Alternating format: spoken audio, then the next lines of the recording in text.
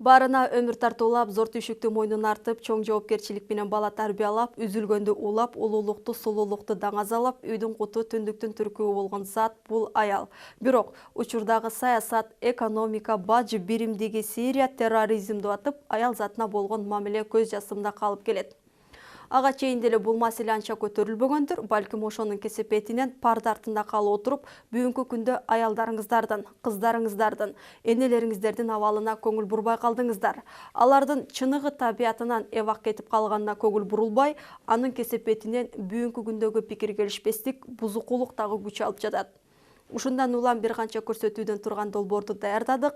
Ал мына ишке ашып, аял затына арналган цикл кыздын төрөлгөнүнөн баштап, көз жумганына чейинки өмүрүнө саресеп салган эркектердин оюн угуп көрөлү.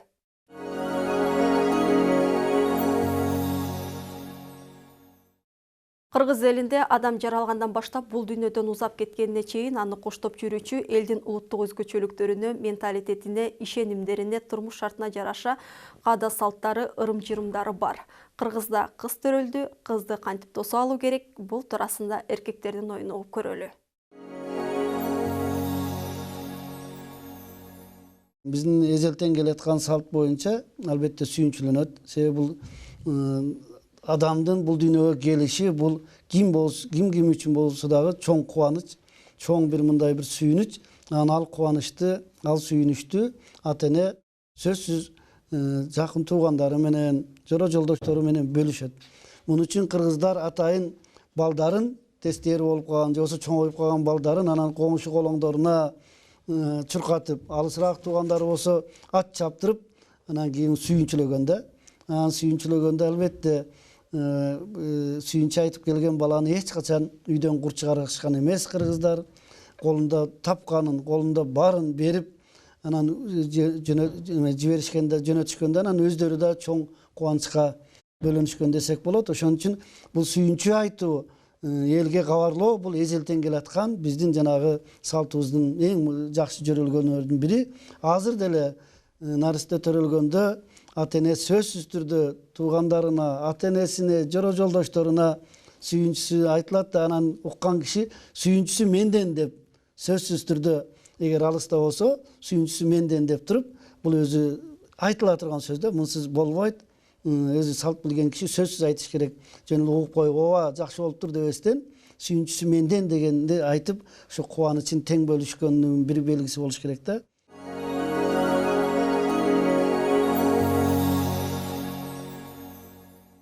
Сүйүнгөндө адам ошону мындай жар салып, сүйүнчүлөп, анан мисалы эркек төрөлгөндө абдан сүйүнгөн, бирок кадимки ошондой эле сүйүнчүнү, мисалы сүйүнчүлөп, азыр болсо сүйүнчүнү мындай айтпай алды да, соткадан эле чалып сүйүнчү деп атпай, жаш балдарды чуркатып сүйүнчүлөп кел, баланча атаңа барып кел, же болбосо баланча энеңе барып сүйүнчүлөп кел деп анан сүйүнчүлөп келгендин дагы ошол кур узаткан эмес. Себеби ошол анткени сүйүнүчтү жакшы кабар айтып келип атат да. Ушундай баланча жеңем төрөдү, баланча эжем төрөдү деп ошо сүйүнчүлөп келсе дагы ошону сөзсүз кур узаткан эмес. Мисалы мен бир Санжырада мындай бир окуяны уккам. Садыр акеге ошо бир сүйүнчүлөп келген экен да, эркекпи, кызбы төрөлгөнүн бир жаш бала сүйүнчүлөп келет экен. Акеге айткыла деп. Анан ал болсо Садыр аке талаадан келатыптыр, чөнтөгүндө бере турган эч нерсеси жок экен. Анан тиги эмне берерин билбей калып, уялгандан кур кол кайтаргандан уялып, анан эки жакты карап, жерди карап, ушинтип атып анан бир ташты алып, анан жерден ташты алып берген экен да. Ошол сүйүнчүлөп келген акысына ташты бериптир. Анан бул ушу жакшылык чакыра турган таш чөнтөгүңдөн дайым салып жүр деп. Көрсө жана таштын да тили бар, таштын да жаны бар деп айтат турбайбы? Ошону аке билген экен да, Садыр аке билген экен. Ушундай ошол сүйүнчүлөп келгендин мааниси да өтө чоң болгон. Себеби ошо сүйүнүчтү кабар менен. Сүйүнчү бергендин мааниси да өтө чоң болгон. Азыр болсо мындай соткадан сүйүнчү катыным төрөдү, же тиги баланча төрөдү деп ушинтип коет. Анан болсун деп коет. Сүйүнчүнү берсе берди, бербесе жок, ошо менен калып калат да. мурункудай ошо маани берилбей баратат. Буга да өтө чоң маани берип, мындай жакшы кабыл алып, жакшы караш керек.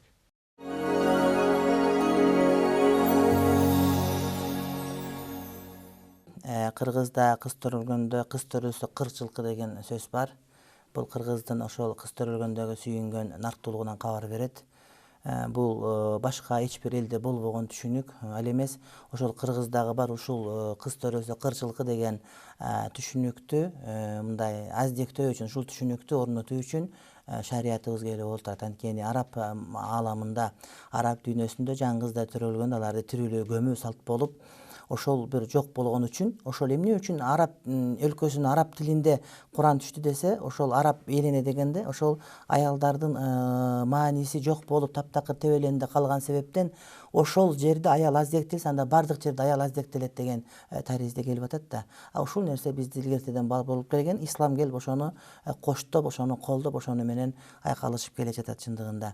Ошондуктан кыргызда кыз төрөлгөндө сүйүнгөн, шариятта кыз төрөлгөндө сүйүнгөнгө мажбурлайт. Анткени адатта мындай бир кээ бир адамдар, же көпчүлүк адамдар деп айтсак болот, эркек төрөлгөндө сүйүнүшөт, кыз төрөлгөндө анчалык эмес, балким кээде аялын чыгарбай коюп кетип калгандар дагы ооруканадан кездешип калат да.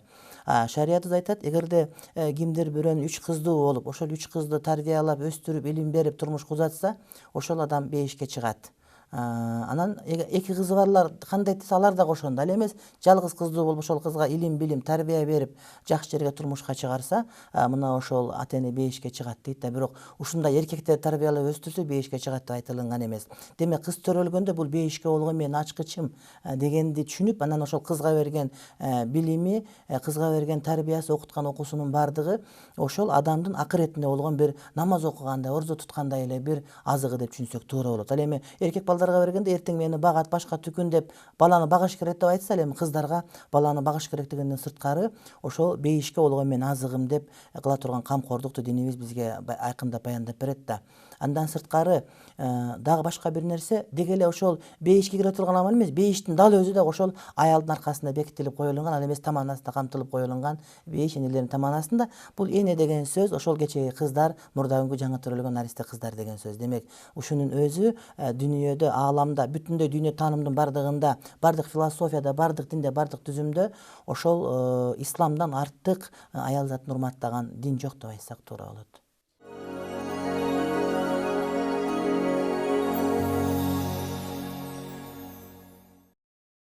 Жаңы туылган наристеге ысым берүү ар бир ата-эненин милдети. Бул азан чакыруу менен коштолот. Кыргыз элинин тарыхында адамдын атына жана анын маанисине өзгөчө көңүл бурулуп келсе, учурда наристенин ысымына жасалган мамиле солгундап, аттардын дагы мааниси өзгөрүп бара жаткандай сезилет.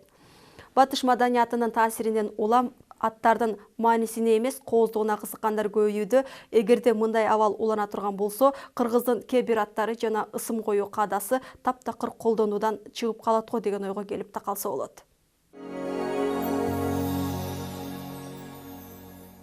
Биринчиден, наристеге ат коюу, кыз болобу, эркек бала болобу, бул мусулманчылыкта кулагына азан айтып, оң кулагына, сол кулагына такбир айтып анан атын коебуз да. Анан азыркы учурда эми көбүн эсе маанисине эмес, баягы өзүнүн кооздугуна карап эле ар кандай аттарды сунуштап атышат да. Мисалы, кээ бирөө зина дегендин сөздүн маанисин билбейт да, зина деп кыздын атын коюп алат. Мындай которо келгенде бул аябай өтө кулакка жаман угулат. Экинчиден, эми зина деген сөздү ошол мындай атка коюуга мисалы өтө эле тыюу салынат да.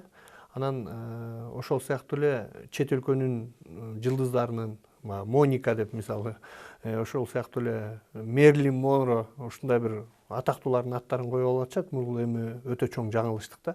Себеби биздин мусулманчылыкта эмес, кыргыздын өзүндө деле илгертеден эле коюлган аттарын карап отурсаңыздар, аябай мындай атка маани берген. Анан ошону менен бирдикте кыздын тагдыры дагы коюлган атына байланыштуу болот деп баягы жакшы аттарды ыйгарганда, ошол сыяктуу менин оюмча бул атын кызгабы, балагабы ат коердун астында сөзсүз түрдө бир ушул биздин кыргыздын салтына туура келген, биздин динибизге туура келген аттарды койсо абдан сонун болор эле деп ойлойм.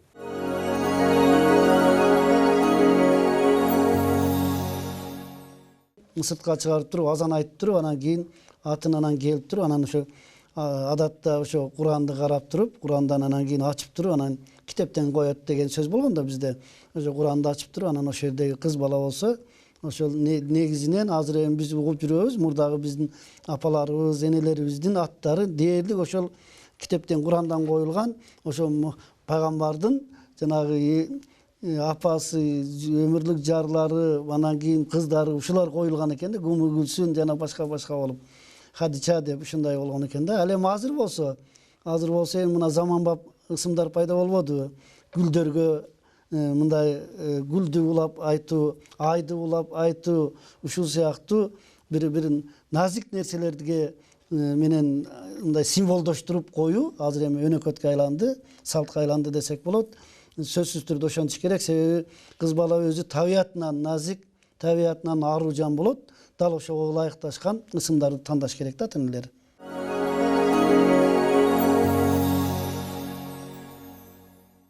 Ат коюу атына жараша заты деп айтат элдечи. Анан ошо атты дагы ошого жараша тандап койгон. Жана атың жаман экен деп коет го.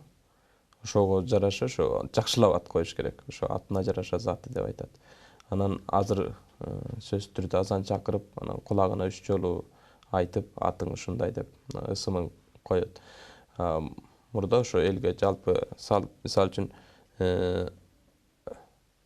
илгери ошо этегине салып, элдин алдына алып чыгып, анан жалпы жарыялачу экен да. Аты баланча коюлду, баланча кызы же болбосо баланча көчмөнчүлүктө ордочу. Баланча кызы баланча деп коюлду деп ушинтип жарыялаган. Жалпы элге угуза. Азыр болсо ушу кулагына эле азан айтып туруп, анан кулагына айтып эме кылып атышпай. Атың ушундай болду деп. Илгери элге ошондой жалпы жар салып айткан экен да.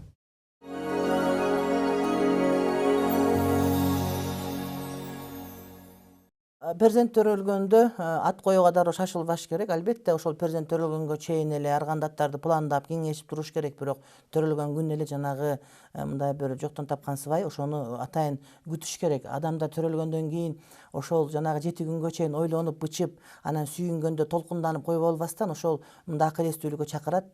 Төрөлгөндө, перзент төрөлгөндө, бала төрөлгөндө, кыз төрөлгөндө анын кулагына азан айтып, ошо Аллаху акбар деп, ошол ааламга келгендеги дүйнөдөгү биринчи ааламдагы биринчи уккан сөзү кредит, карыз, дискотека же болбосо андай мындай жаман сөз эмес, акча деген тыйын деген сөз эмес, балким ошол Кудай бардыгынан улук бул деген сөз. Адам ошол Аллах Тааланын мыйзамы менен жашаганда, дин менен жашаганда гана бактылуу болот деген маани. Анын кулагына биринчи кирген нерсе уютку болуп калыш керек. Ошол уютку бул Аллах улук, бардыгынан жогору, Аллах пакиза деген сөз ошол кириш керек деген сөз да.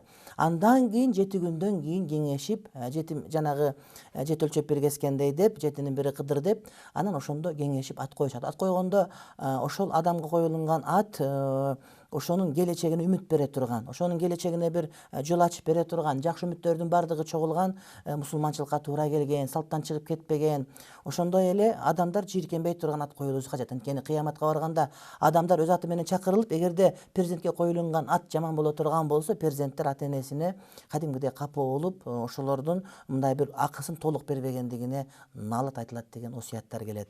Ошондуктан кыздарыбызга биз дайыма жакшаттарды коюшубуз керек. Жакшат деген сөз ошол дайыма жадырап жайнап жүргөн, элине, үй бүлөсүнө нур чачыраткан, ыймандуу, таза, ошол жанагы чындап эле ошол жанагы таманында бешти камтып алган, катып алган аял заты болгонго ылайык болсун деген үмүт аттарды коюш керек. Пайгамбарыбыздын кыздарынын аттарын, пайгамбарыбыздын аялдары, момундардын энекелеринин аттарын, тарыхта өткөн улуу аялдардын аттарын коюп, ошондой эле сулуулукка, аруулукка үнөн аттарды койгон жакшы. Анан жанагыдай кээде бизде мындай бурулуп кетсин деп бурулай коюп, же болбосо токтоп калса токтокан коюп, ушундай аттарыбыз бар. Бул аттардын деле бардыгы жакшы үмүт менен коюлат. Бирок кызга деген адамга, перзентке бир ат берилгенден ошол атты эң жакшы атты койгонго аракет кылыш керек. Эптеп эле адам болсун деп эле коюп койгондо ал жакшы эмес болот.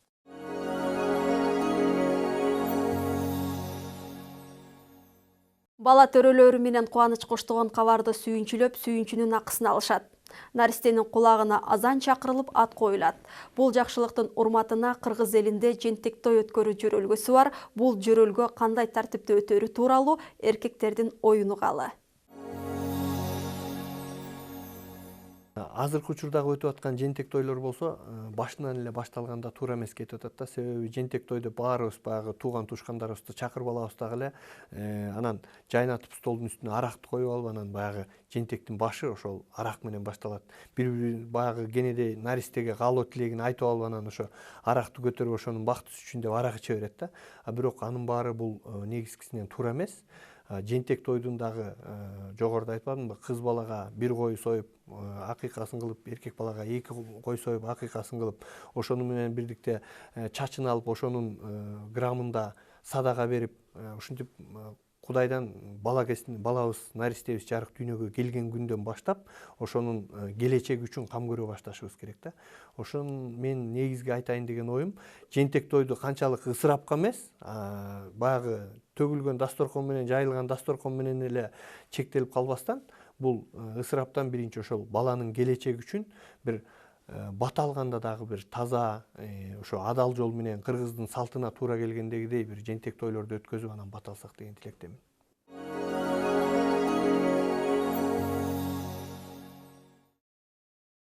Жентек тойго келчү болсок, чынында бул дагы өтө байыркы салт, байыркы мындай бир жөрөлгө.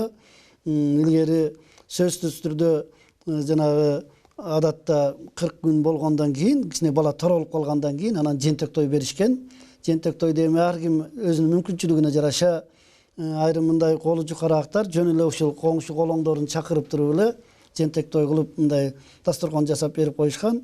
Байлары байдын деңгээлинде жашашкан. Азыр эми бизде билесиңер, мына барып деле жүрөсүңөр, жентек той өзүнчө белгиленип, ресторандарда, кафелерде белгиленип калды. Бул деле жакшы нерсе. Бул да ошол баланга, бул баланын кыз бала болобу, эркек бала болобу, жарык дүйнөгө келгенинин кубанычынын бир мындай бир белгиси, ошонун бир жөрөлгөсү деп кабыл алышыбыз керек да. Сөзсүз муну танбашыбыз керек. Мына Чыңгыз Айтматовдун айтканы бар. Мен элдик турмушту, элдик салттын көбүн бала кезимде ушул тиги кара кыз апамды ээрчип, Айымкан апамды ээрчип жүрүп эжелериме, ошолордо жентек тойлорго барып жүрүп, анан көп нерсени аңдап билгенмин дегени бар да. Демек, бул дагы баланын дүйнө кабылдоосун калыптандырууда чоң мындай бир өбөлгөлүү шарт десек болот.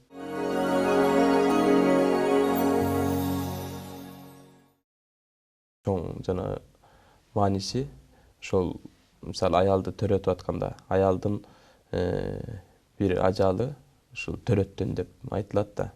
Анан ушу аябай маани берген да. Ушу негизи эле боюнда бар аял сулуу же болбосо энени биз ыйык тутабыз да, эне деген ыйык. Анан ошол төрөлгөндө ушу жана кош кабат болуп жүрүп анан бошонгондо жана аман эсен көз жарып алды деп анан бир чети ошол Кудайга аксар башыл деп коет го.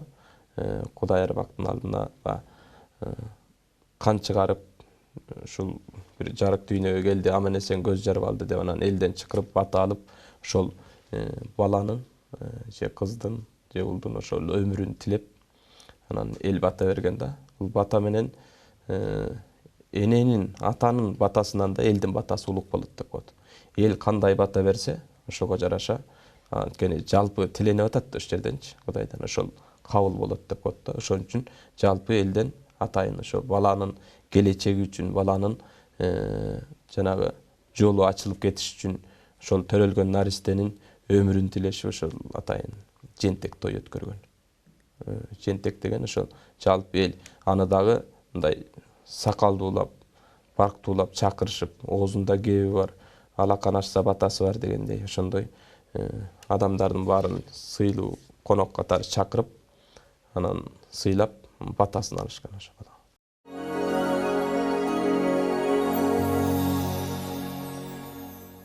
Шариятыбызда кыз бала төрөлгөндө 1 кой союп, эркек бала төрөлгөндө 2 кой союп акыйка берүү сүннөт деп эсептелет. Анткени бул ошол Кудайдын берген жакшылыгына шүгүр айтуу, ошого ыраазылык билдирүү деген мааниде. Анан ушул жерден мына мусулманчылыкта дайыма ошол аялдарга теңсинбейт, эркектер 2 кой, эмне үчүн кыздарга 1 кой союш керек? Биринчиден сөзсүз түрдө эркек балда 2 кой союш керек деген маселе мында толук түрдө бир пикир эмес. Бул ошол кээ бир алымдардын пикири, ал эми башка бир алымдардын пикиринде кызга деле эркек балага деле бирден деле кой жетиштүү болот. Анткени пайгамбарыбыз алейхисалам неберелерине бирден кой сойгон деген хадистерде келет.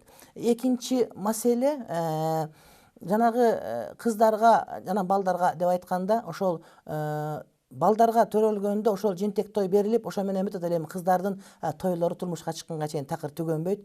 Анан ошол жанагы бала жанагыдай кыз төрөлгөндө ата эне сүйүнүп, мени бейишке киргизе турган мындай бир периштелер төрөлдү деп атса, уул бала төрөлгөндө андай убада берилбегендиктен жок дегенде 2 кой союп, болсо да адамдардын көңүлүн көтөрүп, бир майрамдык маанай тартууланса ал эми кыздарда, бул мында өксүк жок деген мааниде мына ушундай бир улуу фалсафа камтылган деп айтсак туура болот.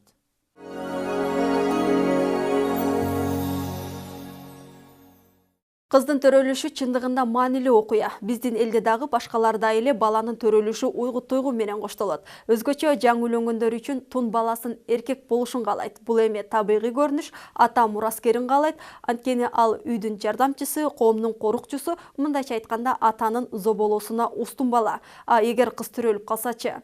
Пайгамбарыбыз саллаллаху алейхи вассалам кыз төрөлөрү менен периште келет, ал үйдүн тургундарына салам айтат, кызды канаты менен жауып, бул кандай алсыз жана назик жан, алсыз денеден, алсыз жандан төрөлдү дейт. Атасы ушул кызга татыктуу тарбия берип чоңойтсо, ал кыз атасына бейишке кирүүсүнө себепкер болот деп хадистин маанисин алымдар чечмелешет. Ошондуктан кыз төрөлсө көңүлүңөр чөкпөсүн, кыз ата үчүн тозоктун отунан парда болчу, кыз үйдө аздектелген, кыз энесине гана жардамчы эмес, атасына тынчтык болгон жан. Үйүңөргө кыз келсе, Аллахтын жакшылыгы келди деп жана аны аманаты деп билиңиздер. Кызды татыктуу тосуп алыңыздар. Кыздар сиздердин келечек.